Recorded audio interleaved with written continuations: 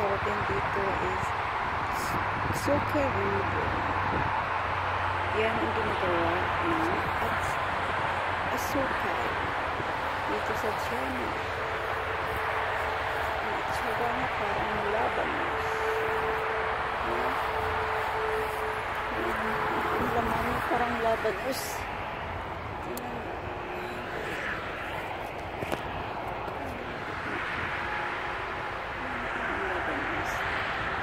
Tapos dito kami sa highway.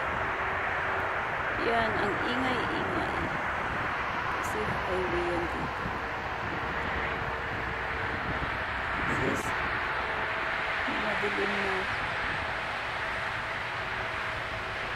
Maliwanag pa dito sa amin.